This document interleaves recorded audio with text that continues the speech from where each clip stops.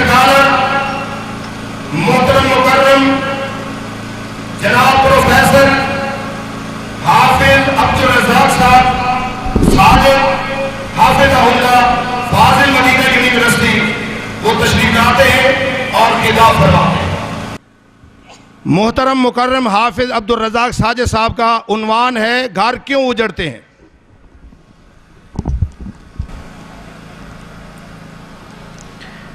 الحمدللہ الواحد الاحد الفرد الصمد الذي لم يلد ولم يولد ولم يكن له كفوا احد والصلاة والسلام على خير العباد الذي اخرج العباد من عبادة العباد الى عبادة رب العباد ومن ضيق الدنيا الى سعتها ومن جور الاديان الى عدل الاسلام اعوذ باللہ السمیع العلیم من الشیطان الرجیم رب اشرح لی صدری ویسر لی امری واحلل عقدۃ من لسانی یفقہوا قولی۔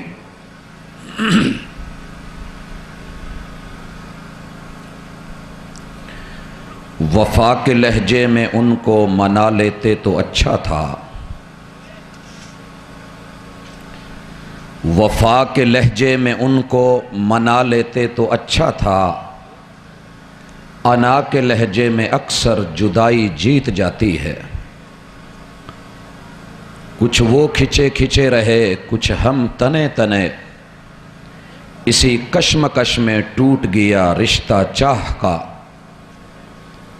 زندہ دل بزرگوں، شیر دل نوجوان بھائیوں، پھول دل ننے مننے ساتھیوں، ممتا سے لبریز نرم دل اسلامی ماؤ بہنوں، روٹھنا انسان کی فطرت میں ہے اور بچپن سے ہوتا ہے، بڑھاپے تک قبر میں ساتھ جاتا ہے۔ روٹھیے ضرور، مگر اتنا بھی نہیں کہ منانے والا مناتے مناتے خود روٹھ جائے اور پھر جو درمیانی رشتہ ہے وہ ٹوٹ جائے۔ یہ ہماری آج کی گفتگو ہے، بیان ہے اور اللہ کے بندو اور بندیوں کے لیے پیغام ہے۔ ہم آج کی گفتگو کو مختلف حصوں میں تقسیم کر رہے ہیں۔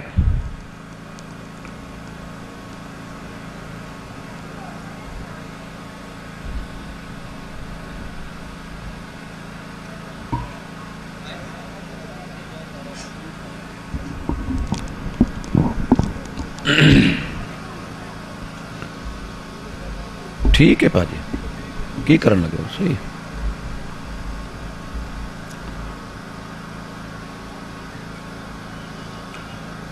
جب ہم گھر بناتے ہیں، گھر بنانا کتنا مشکل ہے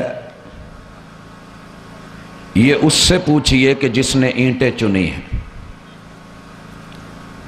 اگر گھر کی باہر کی چار دیواری کو کوئی توڑے تو ہم اس کا ہاتھ بھی پکڑتے ہیں، اسے روکتے بھی ہیں، مگر گھر کے اندر جن لوگوں کے لیے گھر بنایا تھا اگر وہ ٹوٹ جائیں تو پھر ہمیں درد نہ ہو تو ہمارے اندر کوئی کمی ہے۔ گھر ٹوٹنے پہ کتنی تکلیف ہوتی ہے۔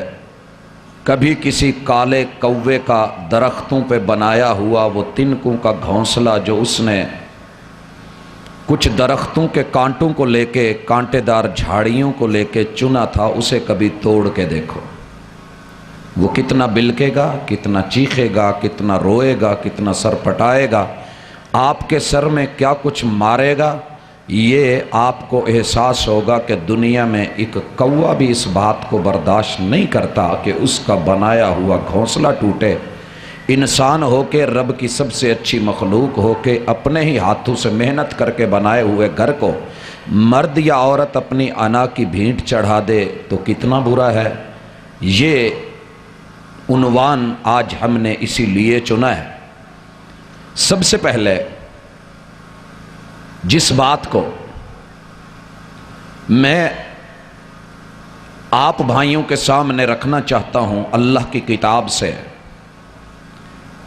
کہ گھر انشاءاللہ کبھی نہیں ٹوٹے گا اگر آپ کو اپنا خطبہ نکاح یاد ہو۔ لیکن خطبہ نکاح عربی میں ہوتا ہے، کلمے 6 ہوتے ہیں، دولہا دلہن کے پسینے چھوٹ رہے ہوتے ہیں، لوگوں نے سگریٹ اور اپنے معاملات رکھے ہوتے ہیں، خطبہ صرف سٹیج کی حد تک ایک محدود لیول پہ ہوتا ہے۔ کس نے سنا، کیا ہوا، عمل کون کرے گا؟ میں اشارہ کر دوں، خطبہ نکاح میں پہلا سبق یہ دیا جاتا ہے کہ اے مرد، اے عورت، تم دونوں الگ گھرانوں سے، الگ رشتوں سے، الگ ماں باپ سے ہو، تمہیں کلمے کی بنیاد پہ جوڑا جا رہا ہے۔ اپنے گھر کو بسائے رکھنا بسے گا تب، یا ایھا الناس، جب آپ دونوں سمجھیں گے کہ یہ آدم کا بیٹا ہے، میں آدم کی بیٹی ہوں۔ یہ مساوات ہے آپ کی۔ کیوں؟ کہ اس نے تمہیں ایک جان سے بنایا ہے۔ اگر زندگی میں کبھی تم نے یہ سمجھ لیا کہ میں اعلیٰ، میں برتر، یہ کمتر، میں اونچی ذات سے، یہ ادنا ذات سے، میرا گھر بڑا، اس کا گھر چھوٹا، میرے ماں باپ کاروبار والے، اس کے کاروبار نہیں، میری عزت اس کی نہیں، تو آپ کی زندگی کا یہ نیا جوڑ پکا نہیں رہے گا، کہیں نہ کہیں ٹوٹے گا۔ اگر جوڑے رکھنا ہے تو مرتے دم تک اپنی انسانیت کو مت گوائیے گا، لیکن ہمارے گھر تبھی ٹوٹتے ہیں جب ہم انسانیت کو بھول جاتے ہیں۔ مجھے آج 1 گھنٹے میں اپنے معاشرے کے گھریلو وہ مسائل کہ جو سینکڑوں نہیں ہزاروں ہیں، ان تمام مسائل کو اور ان کے بحر بے کراں اور دریا کو آج کے 1 گھنٹے کے کوزے میں بند کرنا ہے اور اس کا حل بھی پیش کرنا ہے۔ اس لیے میں اپنی گفتگو اشاروں میں رکھوں گا، اور عقل مند کے لیے اشارہ کافی ہوتا ہے۔ گھریلو مسائل کو زیادہ اچھالنا مجھے مناسب نہیں لگ رہا۔ حضرات، دوسری چیز، اور یہ جو بات میں نے کی ہے، اللہ نے کہا یا ایھا الناس اتقوا ربکم الذی خلقکم من نفس واحدہ۔ گفتگو کے اندر جو دوسری بنیادی بات ہے کہ آپ اپنے گھر کو بسانا چاہتے ہیں تو پوری زندگی ایک لفظ یاد رکھنا، اور وہ لفظ ہے کہ تم نے کبھی نہ کبھی تو اپنی اہلیہ کو جان بولا ہوگا، اور اس نے بھی پیار میں آ کے کبھی آپ کو جانو بولا ہوگا۔ یہ لفظوں کو تول کے رکھنا، بولے ہیں تو تول کے، اور اگر بول لیے ہیں تو اس تول میں کبھی جھول نہیں آئے، تمہارا گھر نہیں ٹوٹے گا۔ لیکن یہ لفظ اگر بدل گئے تو سر پھاڑنے کو ضرورت نہیں ہے پتھروں کی، نرم لفظوں سے بھی لگ جاتی ہیں چوٹیں اکثر۔ یہی نرم لفظ بعد میں کہیں چوٹ نہ دے جائیں۔ اور میں نہیں کہہ رہا کہ یہ لفظ تیرے میرے معاشرے کا پنجابی کا ہے، یہ وہ پہلا لفظ ہے کہ جو اللہ نے آدم اور ان کی اہلیہ پہ بولا تھا، من نفس واحدہ، کہ دونوں کی جان ایک ہے، مرد عورت کی جان، عورت مرد کی جان، یہ یک جان رہیں، جان اور جانو چلے تو پوری کائنات آپس میں درمیان میں لڑائے، لیکن جان روح سے جدا آسانی سے نہیں ہوا کرتی۔ انشاءاللہ نہیں ٹوٹے گا، مگر لفظوں کا لحاظ رکھیے گا۔ تیسری چیز میرے رب نے جو قرآن مجید میں بتائی، میں اور آپ مخالفت کر کے گھر توڑ لیتے ہیں، اور یہ بڑی گہری بات کر رہا ہوں، شاید جھٹکا لگے، اور جھٹکا بھی ایسا کہ دنیا میں اتنی وولٹیج نہیں ہے کسی بھی چیز میں، مگر یہ جھٹکا بڑا ہے۔ کھڈیاں والوں، اور خصوصاً کھڈیاں خاص کے خاص لوگوں، عورتوں میں ہم نے سب سے بڑا رتبہ کسے دینا ہے؟ اونچی بولیے گا، باقی میں کہیں نہیں بلواؤں گا۔ عورتوں میں سب سے بڑا مقام اور رتبہ کسے دینا ہے؟ جس نے ماں کا رتبہ بڑا رکھا، یقیناً اس کا گھر ٹوٹا۔ معذرت، جھٹکا لگا نا؟ کیوں؟ رب نے عورت کے 4 بڑے روپ رکھے ہیں. اسے ماں بنایا، بیٹی بنایا، بہن بنایا، بیوی بنایا. لیکن ہم نے کیا کیا کہ اللہ نے جو عورت کا سب سے پہلا رتبہ، پہلا مقام، پہلی شان، پہلا تعلق، پہلا مقام، پہلی عزت، پہلا رشتہ، پہلا معاملہ تھا، ہم نے اس کو جو ہے کراس کر کے اس کی جگہ پہ کوئی اور لے کر کے آئے. یہی وجہ ہے کہ عورت اب اپنے 4 رشتوں میں محفوظ نہیں ہے، اس کا گھر ٹوٹ رہا ہے. عورت کا پہلا مقام ماں ہونا نہیں، معذرت کے ساتھ بیوی ہونا ہے. اگر ماں کا رتبہ پہلے ہوتا، ماں کا مقام پہلے ہوتا، ماں کی عزت زیادہ ہوتی، میرا رب سب سے پہلے ماں بناتا، ماں کے تذکرے کرتا. رب نے پہلا تعلق، پہلا رشتہ، پہلا مقام جو مرد سے جوڑا ہے وہ یہ ہے وَخَلَقَ مِنْهَا زَوْجَهَا. عورت کی اصل شان یہ ہے کہ اسے بیوی ہونے کے ناطے پہلا مقام اور مرتبہ دیا جائے. بیوی پہلے ہوتی ہے، ماں بعد میں بنتی ہے.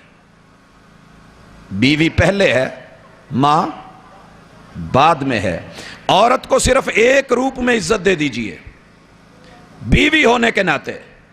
یہ جب بعد میں ماں بنے گی تو تب بھی بیوی رہے گی، جب یہ بیٹی بن کے جنم لے گی یہ تب بھی بیوی رہے گی، اور جب بہن ہوگی تو تب بھی بیوی ہوگی. لیکن ہم نے بیوی کو تو رتبہ نہیں دیا، ماں کو دے دیا. کیا خیال ہے میرے ابا جی کی جو بیوی ہے اس کے تو قدموں میں جنت ہے؟